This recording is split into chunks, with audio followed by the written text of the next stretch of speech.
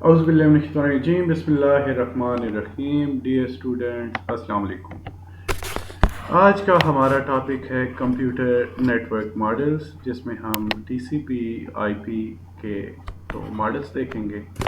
तो आइए अपना टॉपिक स्टार्ट करते हैं। सबसे पहले हमारे पास डेफिनेशन है कंप्यूटर नेटवर्क मॉडल्स की। Network model is use to manage the communication between computers on a network. पहली चीज़, नेटवर्क मॉडल का काम क्या है कि एक ही नेटवर्क के ऊपर दो कंप्यूटर्स या दो से ज़्यादा कंप्यूटर्स को आपस में कनेक्ट करना, ठीक है, उनके दरमियान कम्युनिकेशन जो करवाना एक नेटवर्क मॉडल का काम है। A network model uses different layers to carry out communication.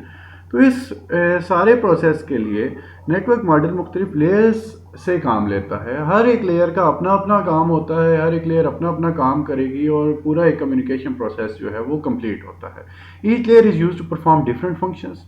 To or more types, two popular types of network models are TCP, IP and OSI. तो हमारे पास मोस्ट कॉमनली जो दो नेटवर्क मॉडल्स यूज़ होते हैं, market में use हो रहे हैं और तमाम डिवाइसेस इनको यूज़ कर रही हैं, वो है टीसीपी आईपी और ओएसआई।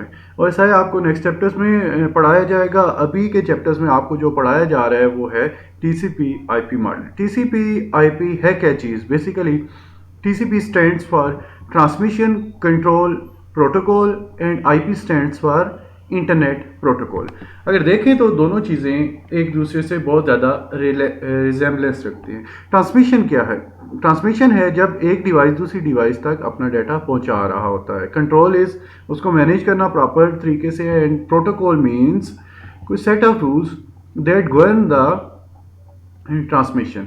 इंटरनेट प्रोटोकॉल, इंटरनेट का सिंपल सा कंसेप्ट है कि जब सारी दुनिया के मुख्तलिफ नेटवर्क्स, इट मीन्स के नेटवर्क्स ऑफ नेटवर्क्स आपस में कनेक्ट होते हैं, तो उस कंसेप्ट को हम इंटरनेट बोल रहे हैं। तो उस इंटरनेट को गवर्न करने के लिए कुछ रूल्स बनाए गए हैं, एक फॉर्मल डॉक्यूमेंटेशन की गई है, उसको हम प्रोटोकॉल बोलते हैं।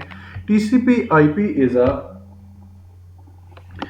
is a network model that is used to transfer data from one computer to another over the internet and other networks। तो TCP IP मॉडल काम क्या करता है? इसका बेसिक काम है कि डाटा ट्रांसफ़र कर सके एक कंप्यूटर से दूसरे कंप्यूटर तक ओवर द इंटरनेट और अदर नेटवर्क्स। इंटरनेट तो हम पूरे कंसेप्ट को एक ब्रॉड लेवल पे बोल रहे हैं, छोटे नेटवर्क्स भी हों तो उनके दरमियान जो डाटा पहुंचाना है फ्रॉम सेंडर टू रिसीवर, तो ये सारा काम टीसीपी आईपी का है। अच्छा, हम डिस्कस कर रहे थे कि इस टीसीपी आईपी में मुख्तलिफ लेयर्स होती हैं।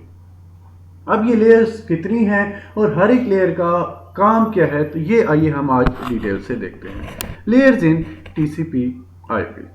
TCP IP model consists of 5 layers. Each layer is usually has one or more than one protocols to carry out different functions. तो TCP IP के तो टोटल 5 लेयर्स हैं और हर एक 5 लेयर के अलग अलग मुख्तलिफ काम हैं। Each layer receives data from the layer above it. It adds some control information to the data known as header. Her layer का एक काम ये है कि हर लेयर अपना एक स्पेसिफिक काम करेगा और हर लेयर बेसिकली उससे ऊपर वाली लेयर से कुछ डाटा रिसीव करेगा और उसको आगे पहुंचा देगा। तो ये डाटा रिसीव करना और आगे पहुंचाना, बेसिकली ये सारे के सारा काम हेडर के अंदर हो रहा है। हेडर क्या काम करेगा कि उस लेयर का अपनी जो इन्फॉर्मेशन है, उस लेयर का अपना जो काम है वो उसमें ऐड करके उसको कंबाइन करेगा, एक बंडल बनाएगा, एक पैकेट बनाएगा और उसको नेक्स्ट लेयर की तरफ ट्रांसफ़र कर देगा। The actual content of the message is hidden inside the header at each layer. This is called encapsulation.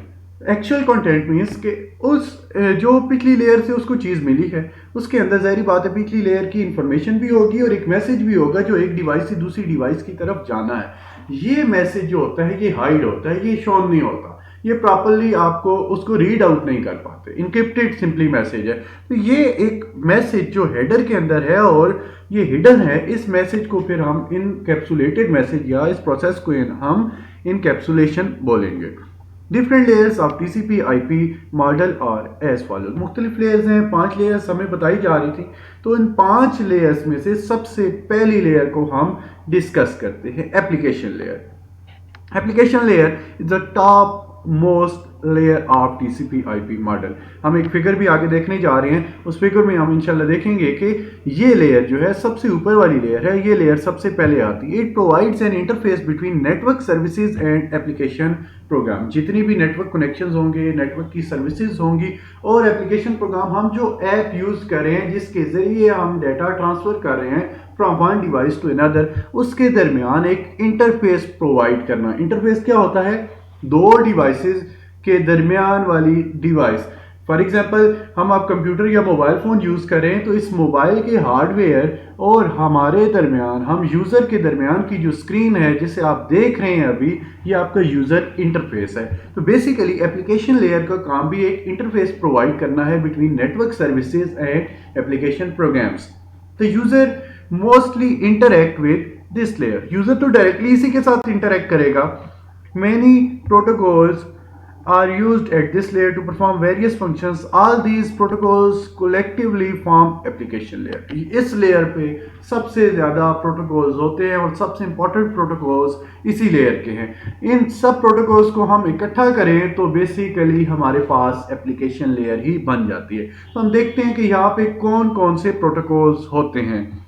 These protocols form the basic of various network services such as user login, file transfer, web surfing, email, etc.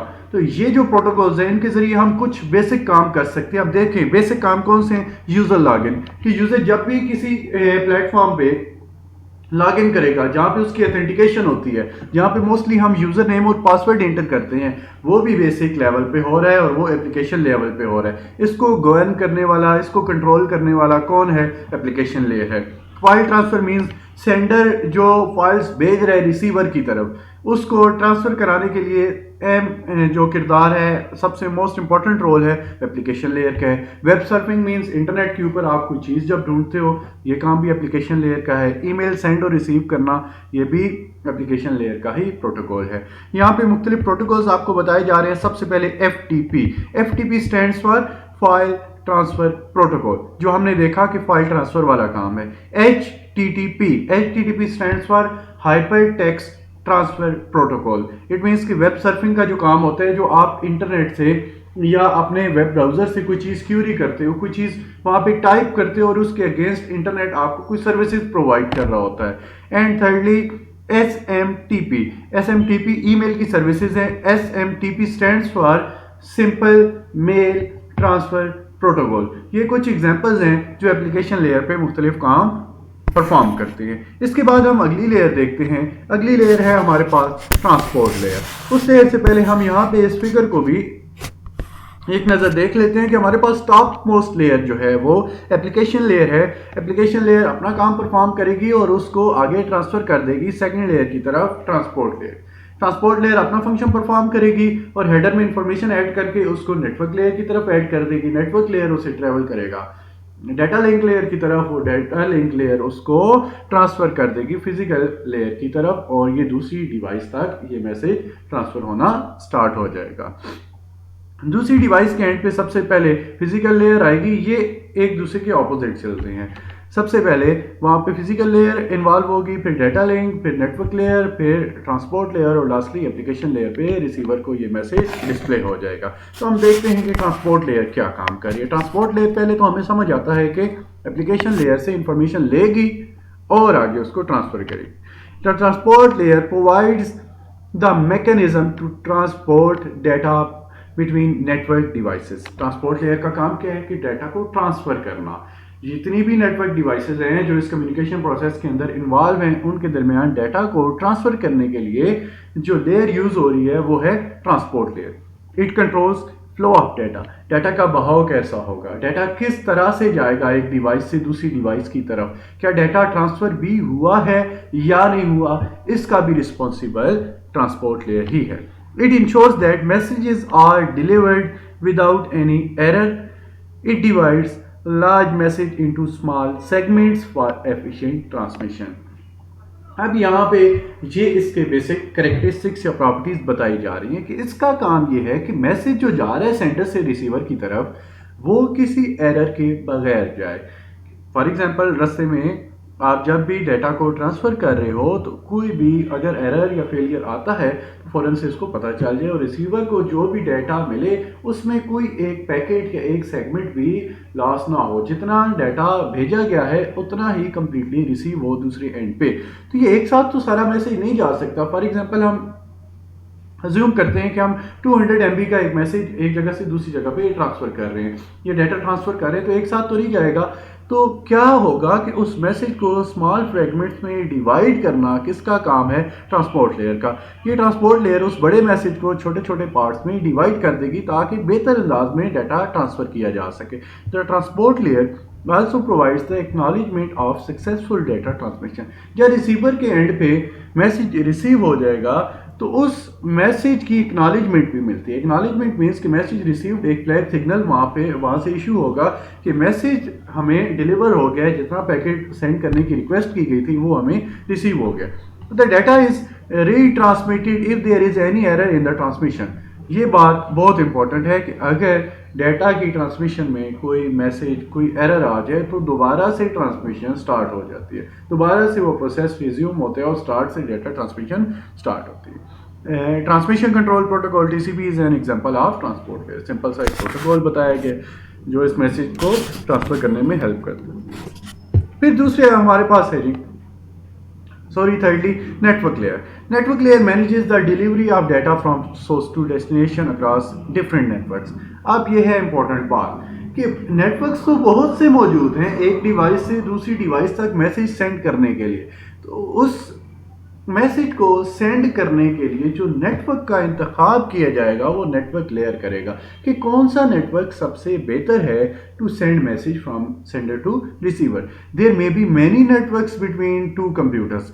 This layer manages to send data from source computer to the destination computer. Networks बहुत ज़्यादा मौजूद हैं। इस layer का काम है कि वो सेंडर से रिसीवर कंप्यूटर की तरफ या मंजिल की तरफ, सोर्स मीन्स भेजने वाला, sender and destination means receiver, sink जिसे हम बोलते हैं, उसके दरमियान मैसेज को सेंड करने के लिए ये लेयर इंपॉर्टेंट है।